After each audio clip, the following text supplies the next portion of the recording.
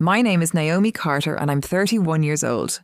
3 days after bringing my newborn daughter home from the hospital, I imagined walking into a peaceful house. I dreamed of quiet rooms, warm blankets, and finally resting after months of exhaustion. My husband, Ethan Brooks, carried the diaper bag while I cradled our tiny baby against my chest, believing the hardest part was finally behind us. The moment the front door opened, that hope disappeared. My mother-in-law, Margaret Brooks, sat stiffly on the living room sofa as though she owned the place. My father-in-law, Richard Brooks, stood near the window with his arms folded, watching me with cold, unreadable eyes. Neither smiled. Neither congratulated us. The silence felt rehearsed. I glanced back at Ethan, confused. "You knew they were here." His expression froze. He looked just as surprised by the timing as I was, but before either of us spoke, Richard stepped forward. His voice was calm, almost emotionless. "We're not putting our family name on a baby who may not belong to our son." The words struck harder than any slap. Everything inside me went numb. My daughter shifted softly in my arms, unaware that her very existence had just been questioned. I searched Ethan's face, waiting for him to shut the accusation down. Instead, he stared at his father in disbelief, trying to process what he'd just heard. Margaret leaned forward with a smug smile. "You should start packing," she said.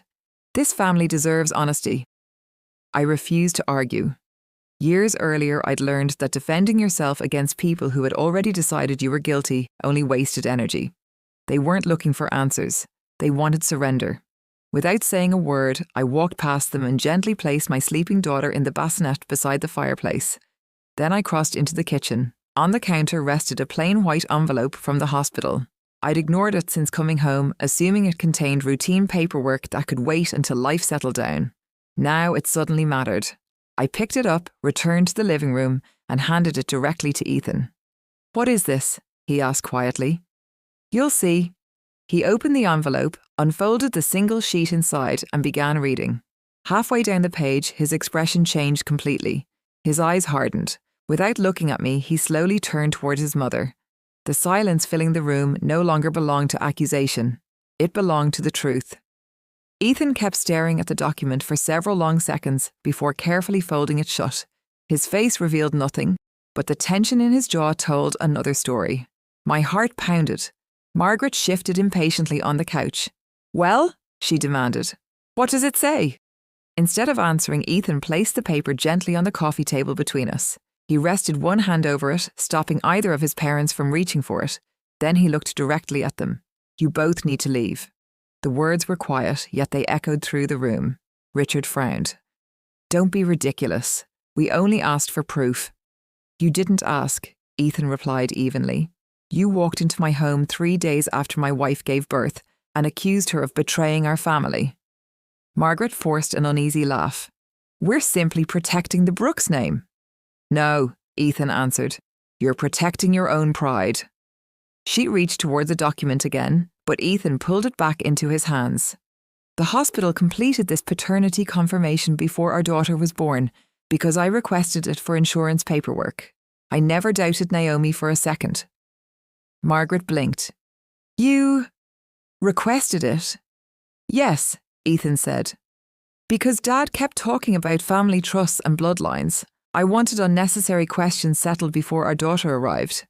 He unfolded the paper once more. Result: 99.99% probability of paternity. No one spoke. Richard's confident posture disappeared almost instantly. His crossed arms slowly dropped to his sides, as though the weight of his accusation had finally landed on his own shoulders. Margaret's confident smile vanished. For the first time since we'd walked through the front door, she looked uncertain. Richard cleared his throat. "It was only a precaution." "No," Ethan corrected. "It was an insult." He walked across the room until he stood beside me. Gently, he rested one hand on our sleeping daughter's tiny back before turning toward his parents again. "The real issue isn't this report," he said. "The real issue is that you believed my exhausted wife deserved an interrogation instead of support." Neither of them had an answer. I finally sat down, feeling my legs tremble beneath me. Until that moment, I hadn't realised how tightly I'd been holding my breath. Ethan wrapped an arm around my shoulders. "From today forward," he said firmly, There will be no surprise visits, no comments about my marriage, and no relationship with my daughter until both of you understand what respect actually looks like." Richard opened his mouth to protest. Ethan raised one hand. "This conversation is over." The silence that followed wasn't uncomfortable anymore. It was the sound of boundaries finally being built. Richard looked at Ethan for a long moment, searching for the hesitation that had always allowed him to win family arguments. It wasn't there. "This is still our granddaughter," he said quietly. "We have rights." Ethan never raised his voice. Being grandparents is a privilege earned through love and respect, not a title that excuses cruelty. Right now, you've earned distance. Margaret's composure finally broke. Tears filled her eyes as she pressed a trembling hand against her mouth. Only minutes earlier, she'd believed she controlled the future of our family. Now she realised the only thing she'd accomplished was pushing her son away. Without another word, Richard opened the front door. Margaret followed him outside and the door clicked shut behind them. The house became wonderfully quiet. For the first time since arriving home from the hospital, I felt safe. The tears I'd been fighting finally escaped, not because I was heartbroken, but because the fear I'd carried all afternoon had finally lifted. Ethan stepped toward me and wrapped one careful arm around both me and our daughter. "I'm sorry," he whispered. "I should have stopped them the second they started." I looked into his eyes and saw genuine regret. "You did stop them," I replied softly, "when it mattered most." Over the following weeks, the silence from his parents continued.